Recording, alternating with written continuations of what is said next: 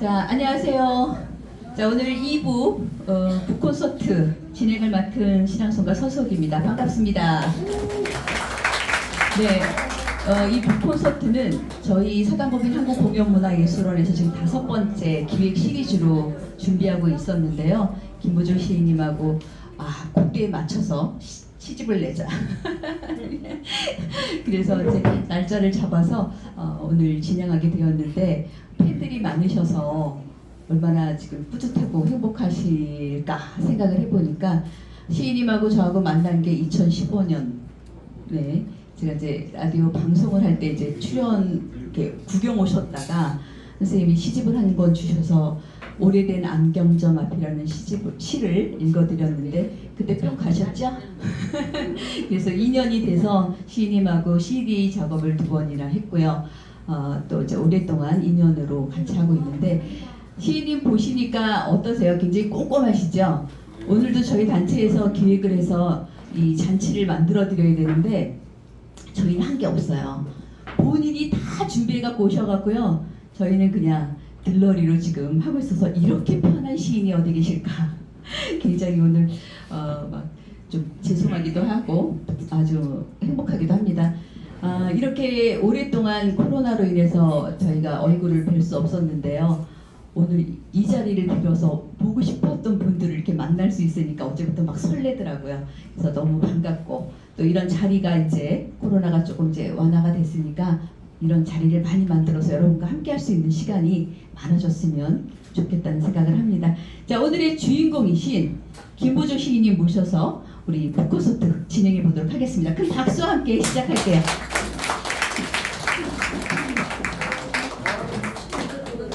오늘 새신랑 같으시죠? 반갑습니다. 네, 앉으세요. 자, 어떤 신랑이요? 시신랑. 저는 시신부인가요? 네. 네. 우리 이제 김보조 시인님은 우리 남성가들하고도 굉장히 친분이 있고, 대중가도 또 이렇게 뭐라 그럴까?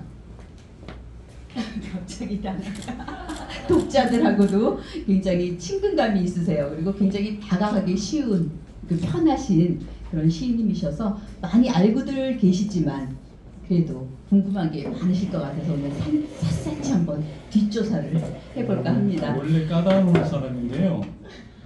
이제 첫 인상은 까다로운데 겪어보면 부드럽더라, 그런 말씀들을 하십니다. 우리 시인님 아까 우리 강수연 선생님께서 사회 보시면서 양력을 말씀해 주셨는데, 제일 궁금한 게 뭘까요? 양력 중에서 나이? 제일 궁금한 게 뭐예요? 저는 시인님의 나이가 굉장히 궁금하더라고요. 이분이 도대체 몇 살을 드셨을까? 네이버 검색하면은 양력이 나오는 분도 계시고 안 나오는 분들도 계세요. 근데 요즘은 외모들이 다 젊기 때문에 가늠을 못 하겠더라고요. 우리 시인님 몇 살쯤으로 보이세요? 57세. 57세? 동생이네요. 얘 부조야. 네, 연세에 비해서 굉장히 젊으시죠? 뭐 연세랄 것도 없죠, 그렇죠? 제가 지금 6번째 이제 시집을 냈는데요.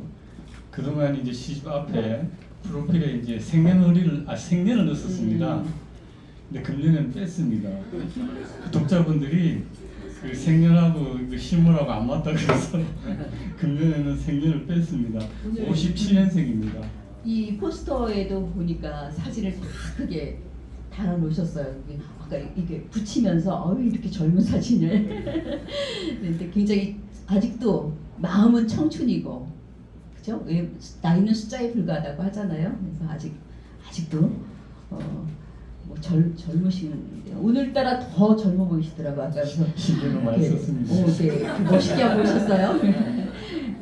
자, 뭐 기본적인 양력은 다 알고 계실 것 같고요. 여러분들이 궁금한 거부터 한번 시작을 해볼게요. 자, 이번에 출간된 시선집을 4개까지 과정, 그리고 어떤 시선집은 어떤 특정적인 성격을 띠고 있는지 이번 시선집이요. 네. 그리고 일반 시집과 시선집의 차이가 뭘까요? 그게 궁금하더라고요. 이번에 시선집이라고 되어 있죠. 모르시는 분들은 시집과 시선집이 뭐냐 그 차이점을 물어보셨어요. 이 시집이 있고 시선집이 있고 시전집이 있습니다. 시집은 이제 일반 시인들이 자기 작품을 뭐 한 70편 모아서 발간하는 것을 일반적으로 시집이라 그러고요. 이제 오늘 이번에 낸 그 시선집은 그 선자가 그 뽑을 선자입니다. 예, 뭐 선거한다, 뭐 선출한다 할 때 선자인데요. 제가 그 동안에 낸 그 네 권의 시집 중에서 나름대로 이제 뭐 엑기스라 그러나요? 좀 뽑았습니다. 뽑아서 거기에다가 제가 그동안 이제 짧은 시, 일본의 그 하이쿠식으로 짧게 쓴 시도 한 30편 선별해서 그 합해서 이제 냈습니다. 그래서 이제 시선집이라 그러고요. 시전집은 앞으로도 제가 이제 계획하고 있는데 시인이 자기가 지금까지 낸 시집을 다 모아서 한 권으로, 그러니까 두께가 좀 되겠죠. 한 권으로 내는 것을 시전집이라 그럽니다. 아직 저는 이제 시전집을 내지 않았고요. 이번에 이제 선집을 엑기스라 보시면 됩니다. 저는 이 책을 받아보면서 너무 좋았던 게 시인님의 시들 중에서 이렇게 좀 많이 알려진 시, 그리고 우리가 사랑했던 시들이 다 이 한 권에 있어서 너무 좋더라고요. 왜냐면은 시집을 이때까지 같이 하면서 여러 권이 있었는데 뭐 하나 찾으려면 여기 찾았다 이랬거든요. 근데 여기 다 있어서 아, 이거 한 권이면 가지고 다니면 너무 좋겠다 싶더라고요. 그래서 네, 엑기스 너무 좋습니다. 자, 그리고 시인님의 양력을 보면 첫 문학상 수상이 전국 대학생 문예 소설 부문에서 대상을 받으셨어요. 네. 제가 이 김부조 시인님의 양력을 CD마다 읽어가지고 하도 들어가지고 외우다시피 하거든요. 백교 문학상도 수상을 하셨고, 근데 이제 처음에 소설을 쓰셨는데 지금 더 시인으로 또 유명하시잖아요. 왜 어떻게 시인의 길로 이렇게 방법을 갈아타셨는지. 네, 그러니까 그 전향을 한 거죠. 네. 그 워낙 그 프로필도 있지만은 제가 그 소설로 대상을 받았습니다. 대학 졸업 무렵에 저는 시가 아니었어요. 제가 시인이 되리라고는요 상상도 못했습니다. 저는 학교 다닐 때도 문예부에서 산문을 썼었고 시는 좋아는 했죠. 좋아는 해서 여러 시인들의 시집을 많이 사서 읽었는데 제가 시를 쓰리라고는요 상상도 못했는데 그 대학생 문예에서 소설 대상을 받고 나니까 갑자기 벽이 왔어요. 아마 여기 낭송하시는 분들도 대상을 받으신 분들이 아마 저 지금 이 말씀을 공감을 하실 수도 있을 겁니다. 특히 그 신춘문예 당선도 어렵지만 그 신춘문예 당선이 되고 나면은요 자기도 모르는 벽이 온다 그럽니다. 그런데 그 벽을 뛰어넘어야 돼요. 뛰어넘어야 되는데 저는 그 벽을 뛰어넘지 못했어요. 그 한편으로 대상 받은 그 소설 한편으로 그냥 끝나버린 겁니다. 그리고 사회에 나와서 직장 생활하면서 바쁘니까 그냥 생활이 바쁘니까 그 핑계로 소설도 안 쓰고 일기도 안 쓰고 회사 일만 열심히 그렇게 살았습니다. 살았는데 졸업을 하고 수십 년 만에 우연히 그 고등학교 은사님의 그 연락처를 알게 됐어요. 국어 선생님이셨는데 저는 고등학교를 울산서 다녔는데요. 고등학교 2학년 때 그 선생님이 서울로 전근을 오셨어요. 중앙대학 부속고등학교로 중대북으로.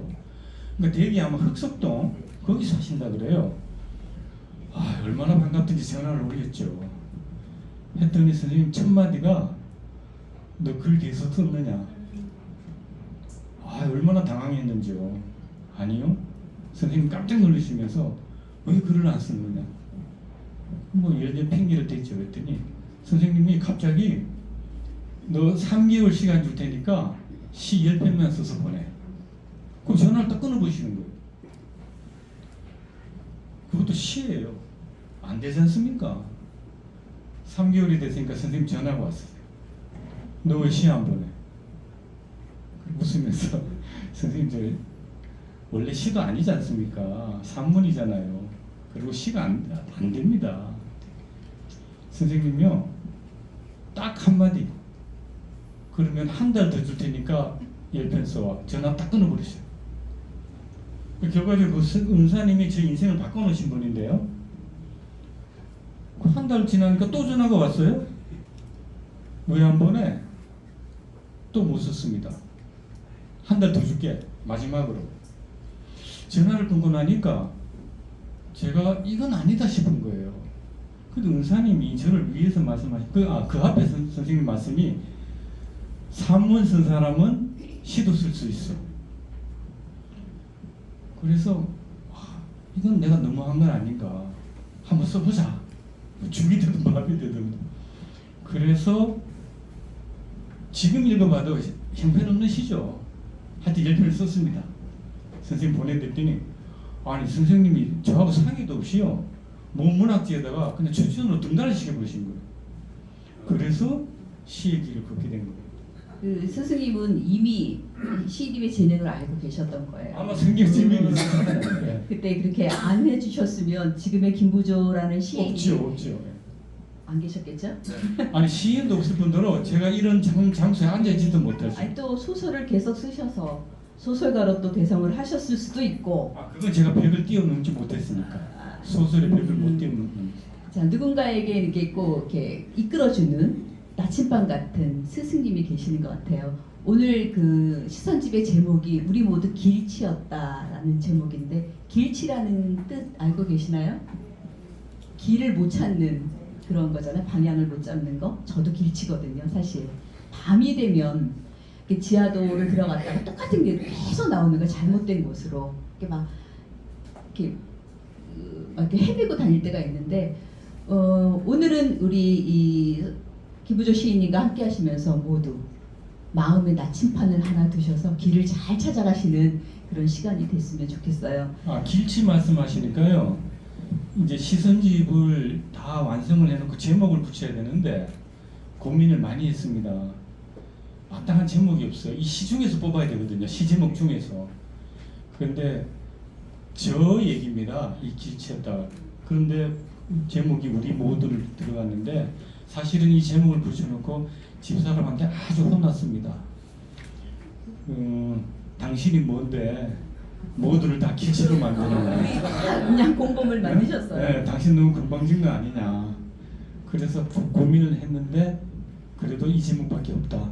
결국은 제 반성이지만 공감해 주시지 않을까 하는 그런 기대감으로 제목을 붙였습니다. 괜찮지 않습니까? 네, 맞습니다. 우리 모두라고 다 이렇게 포함해서 하시기는 하셨지만 우리의 마음을 대변해서 해주셨으니까 용서해드립니다. 길치 아니신 분들도 있잖아요. 길 잘 찾는 분들도 계시잖아요. 계시죠. 괜히 덤탱이로 같이. 자 그리고 우리 시인님의 시를 보면은 어머니에 관해서 쓴 시집이 있죠. 어머니의 뒷모습. 제가 표절은 아닌데요. 어떻게 하다 보니까 아버지의 뒷모습이라는 시집을 하나 이렇게 몇 권을 이렇게 뭐랄까 만들었는데요. 그래서 시인님한테 그랬어요. 어머니의 뒷모습을 뺏긴 건 아닌데 저도 어떻게 하다 보니까 아버지의 뒷모습이라는 시집을 하게 됐다. 그랬더니 뭐라 그러셨어요? 아주 좋은 모방입니다. 모방은 네, 괜찮습니다. 모방. 네. 표절이 안 되지 모방은 괜찮습니다. 네, 그래서 조금만 내고 다시 또 제목을 바꿔서 내는데 어머니에 대한 애틋함이 굉장히 시 속에 네. 많이 나와요. 그 어머니의 뒷모습도 그렇고 꽃길에선가 네. 그 휠체어를 네. 몰고 가는 어머니 그 시도 있고 그 어머니에 대한 시집이 두 권이 있으시다고 네. 그래요? 제목이 네, 그러니까 어머니의 뒷모습하고 어머니의 가방. 어머니의 가방 시지요. 이거는 아니, 시집이 아니고 상 받은 시 제목이 상 받은 시. 그래서 이 두 권이 뭘까 하고 막 고민을 했어요. 그랬더니 어머니의 뒷모습, 어머니의 가방, 그리고 이제 꽃길에서도 어머니에 관한 시이기도 하고요. 네, 어머니에 대한 저번에 예전에도 한번 이렇게 토크쇼 하면서 네. 그 어머니에 대한 애틋함을 얘기를 해주셨는데 네. 얼마 전에 또 어머니가 자꾸 하셨다고. 예, 재작년에 네. 예, 돌아가셨습니다. 코로나 기간이어서 네. 애도를 못했지만 한번 어머니에 대한 기억 좀 얘기 좀 해주세요. 어머니하고 무슨 특별한 사연. 선생님들도 그 어머니라는 단어만 들어도 눈물 나요. 저 찡하시죠? 이 세상 누구나 다 어머니에 대한 그 감정은 다 애틋하신데요. 아까 말씀드렸듯이 이제 선생님이 저하고 뭐 상이라면 이상하지만 상의도 없이 추천을 해서 그냥 등단을 시켜버린 거예요. 그러니까 일단은 시인 타이틀은 얻은 거죠. 시는 정말 볼품 없는데, 그런데 시인이라는 타이틀을 딱 얻으니까 책임감이 생기는 거예요. 시를 써야 되겠다. 근데 너무 막막한 겁니다. 그런데 생각하다가 어머니에 대한 시를 쓰면 제일 쉬운 것 같았어요.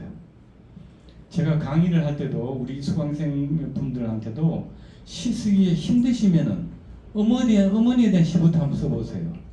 그러면 쉽다. 그래서 이제 어머니에 대한 시를 한번 이제 써보려고 시도를 했는데, 그때만 해도 어머님이 이제 제 고향 울산에 혼자 계셨어요. 아버님 일찍 돌아가시고 혼자 계셨는데, 그 옛 어른들 말씀이 그런 말씀이 있습니다. 부모님과 떨어져서 사는 그 자체가 불효다. 그런 옛 어른 말씀이 계세요. 어쨌건 제가 서울에서 어머님과 오랫동안 떨어져 살고 있었거든요. 그래서 저는 늘 불효다, 불효라는 생각으로 살고 있었는데, 마침 이제 어머니의 뒷모습, 어머니의 가방이라는 시를 쓰고, 특히 어머니의 뒷모습이라는 작품이 제 생애 처음으로 백교문학상이라는 금년에 아마 14회 모집인가요? 제가 3회째 수상을 했으니까 문학상은 효에 대한 그 주제로만 시상하는 상입니다. 저는 사실 그 시를 상을 염두로서 쓴 시가 아닙니다. 그냥 어머님을 생각하면서 쓴 시인데 그냥 보내봤죠. 보내봤더니 그냥 수상이 된 겁니다. 그런데 그 시가요 참 의미가 있는 게, 어머니의 뒷모습 제 시집에도 있죠. 근데 그 상을 시상한 그 문학 단체에서 그 수상한 분들의 시를 다 모아서 세상의 빛, 어머니의 사랑이라는 제목으로 책을 발간을 했습니다. 그래서 이 책 속에 저의 시 어머니의 뒷모습이 들어있거든요. 근데 요거는 이제 한글판이고요. 이 협회에서 또 영문판으로 이 똑같은 내용을 영어로 번역을 해서 이렇게 만들었습니다. 만들어가지고 이 영문판을요, 전 세계에 서수 선생님 한번 자랑하시는 거예요. 요 부분만 읽어주세요. 제가 밑줄을 쳐왔거든요. 자, 의미 있는 일이라서 여기 저 빨간 줄 쳐준 것만 읽어주시겠습니까? 이 글씨가 보이나요? 제가 읽을게요. 이게 이제 전 세계 여러 나라에 지금 나가 있는데요. 한번 제 음성보다는 우리 서수남 선생님께서. 저도 연식이 돼갖고 이제 안 보여요. 한국의 효 사상을 주제로 한 글모음 세상의 빛 어머니 사랑과 영문판 The Light of the World Mother's Love를 출간, 국내에 배포한다. 백교문학회 회장 권혁승, 강원도 강릉과 평창에서 열리는 2018년 평창 동계올림픽 대회를 문화올림픽으로 승화시키고 한국의 아름다운 전통문화인 효사상을 세계에 전도하기 위해 올림픽에 참가하는 80개국 IOC 국제올림픽위원회 위원과 해외 60개국 110개 국립 및 대학 도서관에 보낸다. 날로 희미해져 가고 있는 우리나라 젊은이들에게 효친 사상을 일깨워주고 한국의 효 사상을 세계에 널리 알려 한국인의 도덕적 자긍심을 높이는 한편 국격을 고양하려는 취지로 발간되었다. 네, 그러니까 평창올림픽 참가 국들의 그 대표분들 한 곳이 가져가셨고요. 그다음 세계 많은 나라 그 대학 도서관에 지금 나가 있습니다. 영문판 번역돼서. 그래서 어머니에 대한 그 특별한 제가 이제 그 인연이 있는 거죠. 그리고 어머니의 가방이라는 시도 또 후배 황금찬 시문학상을 또 받았습니다. 그러니까 문학상 받은 두 작품이 다 어머니에 대한 시였어요. 그래서 지금도 저는 어머님께 많은 빚을 졌죠. 어머님이 사실은 그 상을 받으셔야 되는 거예요. 예. 그래서 어머니에 대한 시가 그렇게. 근데 유명한 시인들을 보면은 어머니를 소재로 해서 글을 쓰신 분들이 많은데 그 소재를 다 어머니가 주셨더라고요. 어머니가 그냥 평상시에 던지던 말, 그 김용택 시인인가요? 그분도 어머니가 이게 이게 전라도 사투리로 얘기하시는 거를 이종록 씨. 아니 김용택 시인. 아니 예. 이종록 씨도 그래. 예, 예. 그래서 이렇게 주고받았던 그 엄마가 그냥 한 번 이렇게 던지는 말들을 모아서 시를 쓰셨는데 우리 시인님도 보면은 어머니와의 애틋한 어떤 그 하지 못했던 어떤 그 뭐랄까 못다한 효에 대한 어떤 그런 것들이 쌓여서 시가 되지 않았나 싶어요. 그러니까 그 예전에 고생 안 하신 어머님들이 없으시죠. 그 시대는. 그러나 특히 저희 어머님은 더 고생을 많이 하셨어요. 그 제가 3주 전인가요? 일본 이제 후쿠오카를 다녀왔는데요. 어머님이 일제 강점기 때 후쿠오카에서 태어나셨습니다. 워낙 제 외할머니들 그쪽은 그 전라북도 무주신데 일제 강점기 때 후쿠오카에 그 이주해서 살고 계시다가 거기서 어머님은 이제 출산하셨어요. 그러니까 어머님은 후쿠오카에서 태어나셔서 거기서 여학교를 졸업하시고 한국말을 한마디도 못하는 상태에서 한국으로 해방되고 나오셨어요.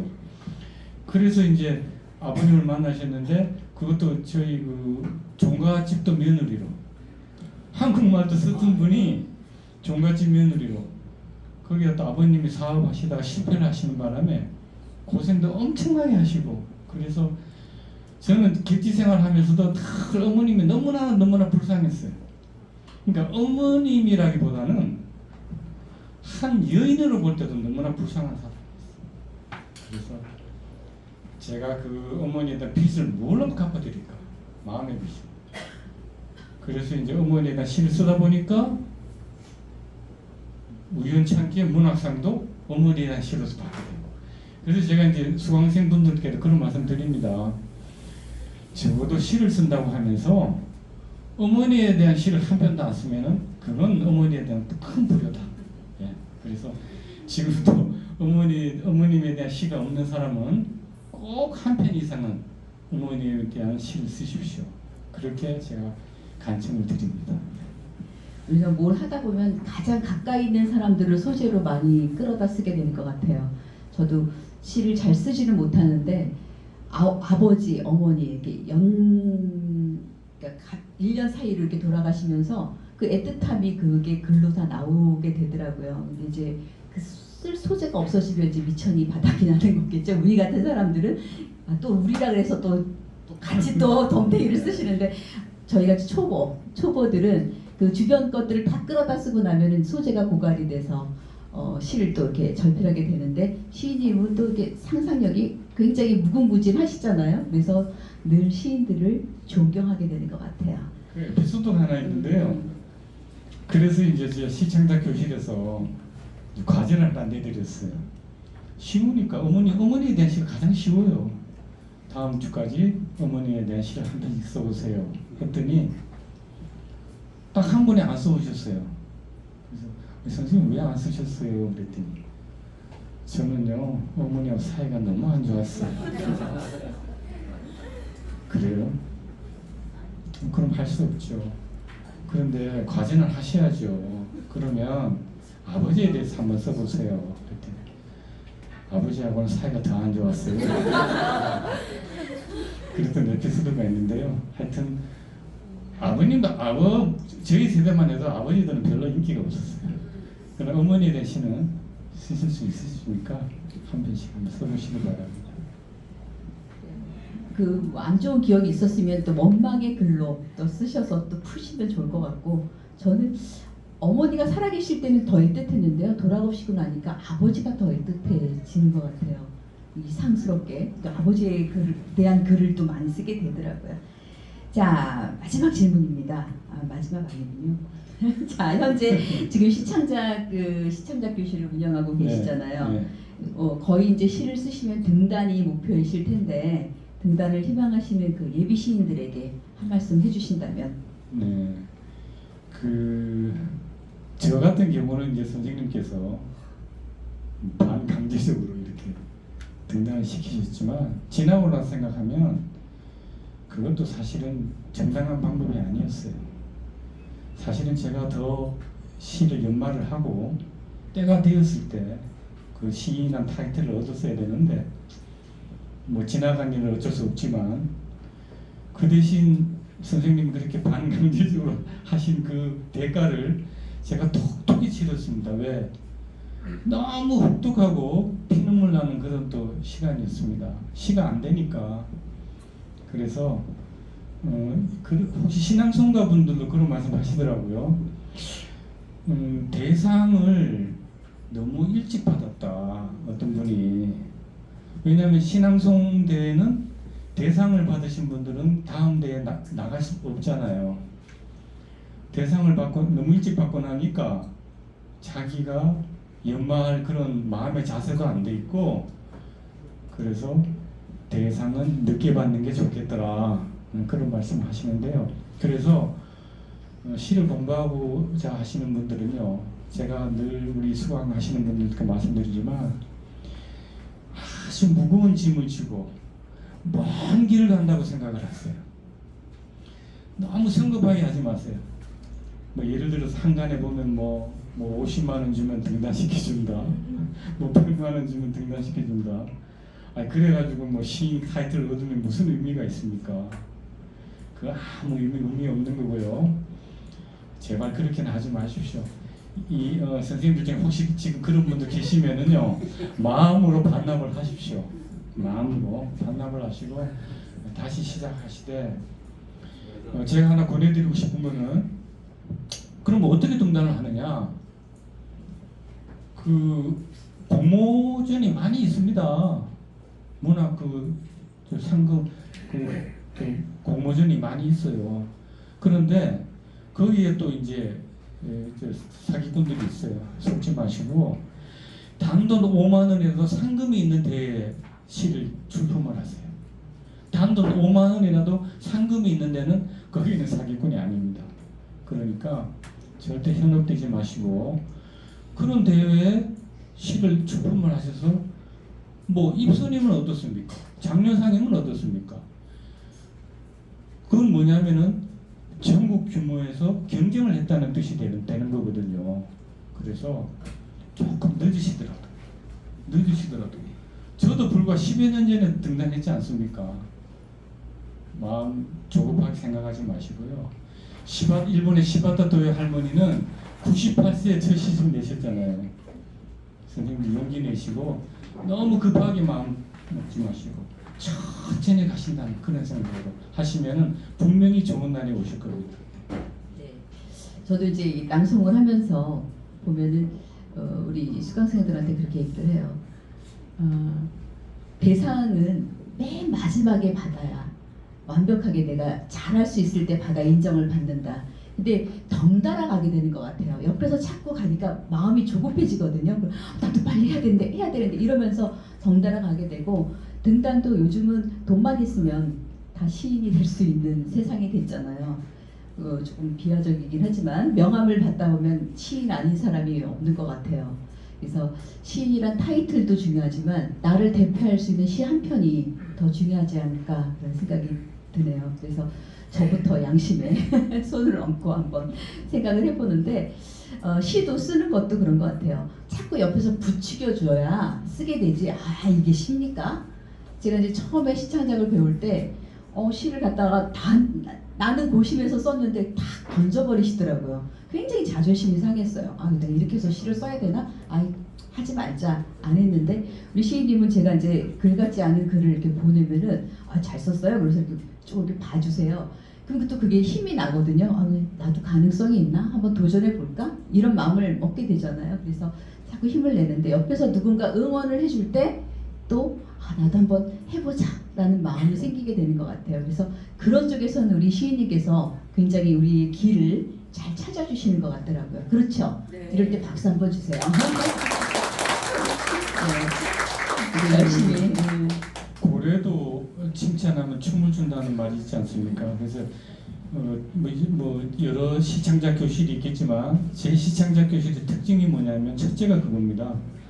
저는 용기를 불어드리는 거, 용기를 불어드리는 거. 그게 제 첫째 제가 목표입니다.